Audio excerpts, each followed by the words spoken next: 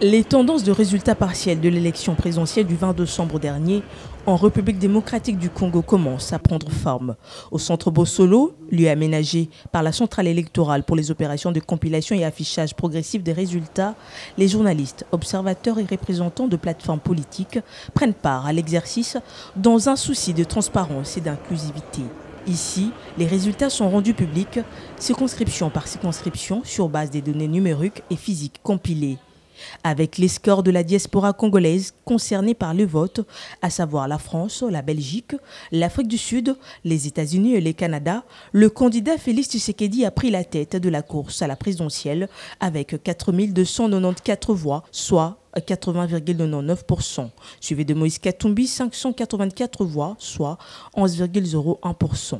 Viennent ensuite Martin Fayulu, 3,81%, et Denis Mukwege avec 3,6%. Je crois que ce que nous avons vu aujourd'hui est un reflet du vote du 20 décembre, même au niveau national. Donc on va continuer à venir ici chaque jour pour suivre pas à pas les résultats partiels qui seront projetés par la CENI. Et le premier ici nous reconforte. Pour le président de la CENI, ces élections permettront d'asseoir la démocratie dans le pays, étant donné la volonté manifestée par les Congolais pour élire leurs dirigeants et représentants, mais également la patience dont ils ont fait montre le jour du scrutin, malgré les difficultés techniques et logistiques rencontrées dans certains bureaux de vote. La CENI a essayé d'organiser un bon processus électoral, mais malheureusement, il y a des gens qui ont pris nos bureaux d'assaut et même en otage. Évidemment, ils ont même été plus forts que les forces de sécurité qui parfois n'étaient pas armées et ils ont pu faire ce qu'ils ont pu faire. Moi, je pense que la leçon à retenir, c'est celle-là. Il faut que la sécurisation soit prise vraiment au sérieux. Mais la CENI ici doit bénéficier de la sympathie de l'opinion publique. Ce n'est pas nous qui avons voulu cela. Au contraire, à notre niveau, nous avons tout bloqué. Nous avons tout bloqué et je peux déjà en profiter pour vous dire que les résultats que vous voyez derrière moi là, on n'y a pas touché. On n'a pas touché. Donc c'est 100% que vous voyez là, ce n'est pas touché. C'est-à-dire nous avons promis la transparence, nous avons promis l'intégrité du processus et nous le faisons. Ce qui arrive au niveau du terrain, c'est très déplorable, mais c'est quelque chose que nous devons tous condamner. Nous devons travailler contre ce genre de pratiques, sinon les gens ne croiront plus aux élections. Dans la suite des résultats partiels, nous assistons sans surprise au duel entre le président sortant et candidat à sa propre succession, Félix Antoine Tshisekedi, qui cartonne au Congo central, dans le centre et la partie est du pays, et l'ancien gouverneur du Katanga, Moïse Katumbi, qui fait plier provisoirement la bataille dans le Grand Katanga. Les candidats Rajabo Tebabo et Martin Fayulu se démarquent également.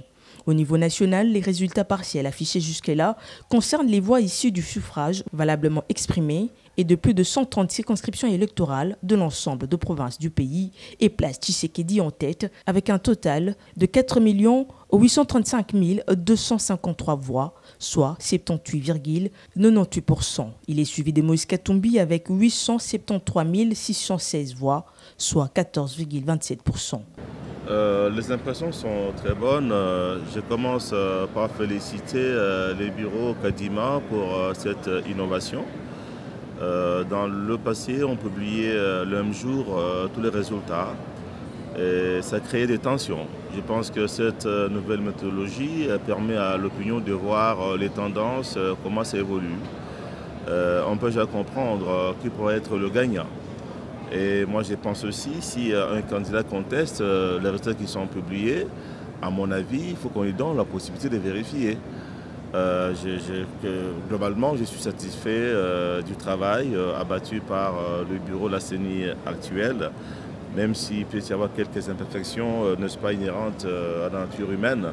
Auparavant, la CENI a condamné les actes de violence, de vandalisme et de sabotage perpétrés par certains candidats à l'endroit de son personnel, son matériel et son patrimoine lors du déroulement de scrutin combiné du 20 décembre 2023. Pour sa part, le ministre de l'Intérieur assure quant à la suite du processus dans un climat de paix. Le processus s'est passé dans la transparence, il va continuer dans la transparence. Nous, en tant que gouvernement, nous n'avons rien à cacher. Nous voulons respecter les choix du peuple et qu'on nous fasse confiance. La CENI va publier réellement les résultats qui corroborent avec la volonté populaire, comme nous l'avons vu ce soir. Notant que malgré la percée de Katumbi, Tshisekedi accroît son avance avec un écart de 59,64%. Félix Tshisekedi garde la tête du classement avec 75,35% devant Moïse Katumbi qui se maintient en deuxième position avec 15,71%, suivi de Martin Fayulu 3,88%. Adolphe Mouzitou et Rajabo Tebabo clôturent le top 5 du classement selon les tendances de publication. Pour le reste, la publication partielle des résultats se poursuit au Centre des opérations et de résultats Bosolo.